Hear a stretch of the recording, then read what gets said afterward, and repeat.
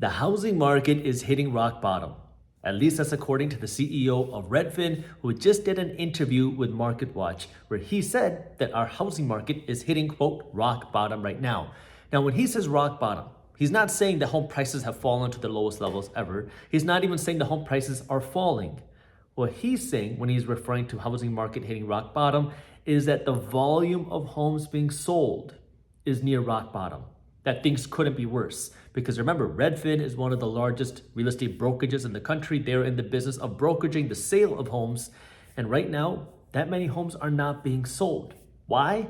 Because there's so few homes that are available for sale. We have such a small inventory of homes, really, compared to ever, which means if you want to go out and buy a home, even though there's not that much demand, yes, there is demand, relative to the amount of homes that are for sale, it makes it seem like there is a ton of demand because the supply of homes is so excessively low. What he says is, quote, sales volume couldn't be worse. The only people moving right now are the ones who absolutely have to.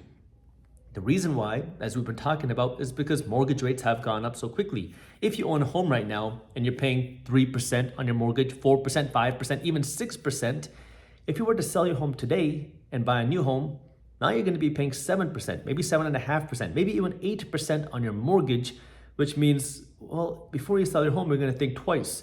Do we really want to sell our home and start paying a lot more in interest when we've already kind of built a little bit of equity in this home and we have this lower mortgage rate that we've already locked in? And this has a lot of people now questioning if they want to sell their home, which is why, according to the CEO of Redfin, people are only moving if they absolutely have to. And then they went on to talk about how if you bought a home in August of 2023 versus August of 2022 versus August of 2021, the amount of money you'd be paying in your mortgage, assuming you are buying a $500,000 home and putting 20% down. Let me read you the numbers. If you went out and bought a $500,000 home in August of 2023 and put 20% down, your monthly payment will be $2,700. If you bought that $500,000 home and put 20% down in 2022, you would pay $2,208. If you bought that $500,000 home in 2021, you would be paying $1,706. So in 2021, that $500,000 home would cost you $1,700 a month. Today, that same home is going to cost you around $2,700 a month. But here's the kicker. That $500,000 you would have paid to buy the home in 2021 wouldn't be enough to buy the same home today because home prices have gone up pretty quickly since 2021. So now, if you wanted to buy that home in 2021, you're going to be paying maybe $550, $570, depending on where you live, for that home that would have only costed you $1,700 a month in 2021. But now that home is going to cost you at least $2,700 today. That's where the housing market has become so much less affordable. And this is one of the things that the CEO of Redfin talks about, that home buyers today can't find a break when it comes to home affordability. You would think that higher mortgage rates would cool down demand, which it did. But the higher mortgage rates are making it now more difficult for sellers to want to sell their homes, because now sellers are saying, well, we don't want to move. We've already locked in the super low mortgage payment, so why would we want to move and then go to a new home? And builders cannot build new homes fast enough. And this is what's causing a big dilemma in the housing market. Because then you have people like Redfin saying the Federal Reserve Bank needs to start cutting interest rates. But that's not going to solve the problem either, because let's just play this hypothetical. Let's assume now that the Federal Reserve Bank started cutting interest rates tomorrow and mortgage rates fell to 3%. Now homes are a lot more affordable, right? Well, what would happen next? You have a lot of people that want to own homes or buy a new home that aren't, because mortgage rates are so much higher. So if mortgage rates were to fall tomorrow, now you'd see a whole flood of buyers enter the market. Yeah, you would see more sellers start selling, but the issue right now is you'd still have way more buyers than sellers, which means home prices would go up even quicker. That makes the inflation problem worse.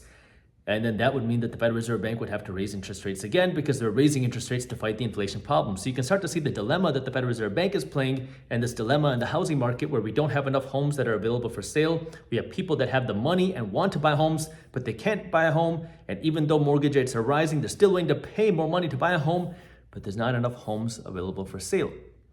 And then you have the third problem that the CEO of Redfin is talking about, which has to do now with what he's talking about, the wealth gap, because you have all this old money in homes and they're not willing to sell. Now, this is one of the things we have been talking about in Market Briefs.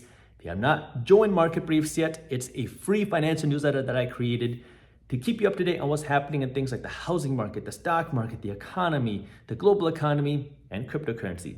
It's completely free. You can read it in less than 5 minutes every morning. So if you have not joined Market Briefs yet, I got the link for you down in the description below, or you can go to briefs.co/market. But here's what they had to say when it comes to old people and owning homes.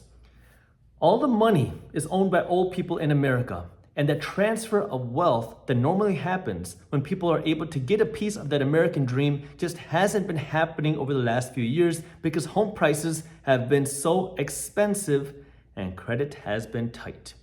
This is where he's talking about the quote unquote American dream, where you can go out, buy a home, build equity in this home, and then pass it on and build this generational wealth. But this is his claim or argument that that American dream is so much more difficult because home affordability has fallen, making it more difficult for people and Americans to build generational wealth. Now, yes, it's much more difficult for people to be able to buy a home. It's less affordable. Credit is tight. It's hard for people to get a mortgage. Mortgages are expensive. However, I do want to say this. Building equity in your home is one of the worst ways to build generational wealth. I want you to build generational wealth. I want you to become wealthy. I want you to become financially free. However, I want you to also remember that your home that you live in is a money pit until you ultimately sell it, and then you have to hope that you can sell your home for a profit. There's nothing wrong with buying a home, but I want you to treat it like a liability, because when you own the home, every time you pay for maintenance, it's coming out of your pocket. Every time you pay to upgrade the kitchen or the bathroom, it's coming out of your pocket. Every time you pay for your property taxes, it's coming out of your pocket. Every time you pay to do anything in the home, it's coming out of your pocket. And then you have to hope that when it comes time for you to sell, that the value of your home is higher than what you bought it for. It's a money pit until you ultimately sell, and then when you sell, you no longer have a home. So this is where I want to caution you on this idea of you need a home to build any sort of real wealth, because no wealthy person ever, and I'm talking about an actual wealthy person, no wealthy person ever talks about how they became wealthy because they bought a home and paid it off. It can make you less financially stressed, but wealthy in the sense that you don't have to worry about money. That's not how it works, because wealthy people became wealthy because they owned rental properties, not because they paid off for their home. Wealthy people became wealthy because they owned stocks, not because they just paid off their home. Wealthy people became wealthy because they bought or owned or created a business. That's where real wealth is built. And that's something you can pass on, because now let's just say you own rental properties. Let's say before you go out and you bought a home to live in, you bought a home to rent out to somebody else, which is really a great way to accelerate your path to wealth. If you bought a home to rent out to somebody else, now this home that you bought to rent out to somebody else is paying for the property taxes, because the rent is paying for that, is paying for the expenses, is paying for the upgrades, and it's putting some money in your pocket every single month. Now you're gonna say, but Jaspreet, that's not easy. I never said it was easy. But Jaspreet, that takes money. I never said it was free. But Jaspreet, that is gonna take work. I never said it was gonna be just completely passive. But I'm talking about if you wanna build wealth. It's not easy, but if you really wanna build wealth, go out and buy a rental property first before you buy a home for yourself to live in. Because the home that you live in yourself is there to make memories. It's not there to make money. You buy a rental property to make money. It's a completely different investment analysis and a different kind of brain capacity that you have when you go out and buy the home. So just a little spiel about when it comes for you buying a home and building the wealth. But what I want you to also understand here about what's going on in the housing market is understanding what's going on in the bond market. I recently made a video talking about this. I also kind of hinted at this and my investor summit. If you have not watched my investor summit, I'll link it for you down in the description. But what's going on right now with mortgage rates has a lot to do with what's going on with Treasury yields, because our government pays out interest to people who lend money to the government. This is called the Treasury yield. Anybody, you, me, institutions, banks, countries, anybody can loan money to our United States government, and then the government has to pay this money back plus interest. Well, if the government is paying you higher interest rates, that means banks are going to have to charge you higher interest rates on your mortgage. And the reason why is because when you lend money to the government, this is considered a risk-free investment. So if you can lend money to the government and get a higher risk-free return, banks are going to say, why would we lend money to you for a cheaper mortgage rate when we could just give this money to the government and get a better rate of return? This is why as Treasury yields rise, mortgage rates also rise. And what we've been seeing happen, especially after the last week kind of craziness with China, I made a video talking about that, with things going on in Russia, with worries about inflation. After all these things, we saw Treasury yields in the United States kind of spike up to the highest levels we've seen now since 2007. Well, as Treasury yields rose, so did mortgage rates. You've probably seen, if you've been keeping up with market briefs or what's going on in the housing market, mortgage rates have been rising pretty quickly. Well, the reason why isn't because the Federal Reserve Bank jacked up interest rates in the last week. It's because of what's going on with Treasury yields. And this is where, again, it pays to be financially educated, but this is where you want to understand now. If this is what's going on at the Treasury market, and this is how it's impacting the mortgage market, what is this going to do to the economy? Because if Treasury yields keep rising, which they could, especially if the Federal Reserve Bank keeps raising interest rates, especially if there are more worries about inflation coming, especially if there's more economic worries happening globally or people are worried about the dollar, that could influence bond yields, meaning it could influence the Treasury yields. And if that happens and mortgage rates keep rising, that can make housing less affordable, which in theory would pull home prices lower. But in order for that to happen, we would need more inventory of homes. How would we get more inventory of homes? We would either need A, builders to build more homes faster, B, home sellers would need to want to sell their homes faster, or C, home sellers would have to be forced to sell their homes, aka foreclosures. Right now, we're not seeing any foreclosures happen because people have equity in their homes. Even if you fell into a financial hardship, most people are not going to be foreclosed on because you could just sell your home and walk away with some cash. So right now, C is not really an option. Home owners would need to be more inclined to sell their homes, but if mortgage rates keep going higher, they're less inclined to sell their homes, which leaves builders would need to build more homes. And unless there's more incentives given to builders, or unless they feel more confident to build, it's going to be difficult for them to keep building, which is where now you have to understand how the economy plays a factor in all of this, because the economy plays a factor on the demand side. Because if the economy is booming, more people want to buy homes. If the economy is slowing, less people want to buy homes. You have less people want to buy homes and you have a low inventory of homes. Well, now you have lower demand and lower supply, which means less upward pressure on home prices.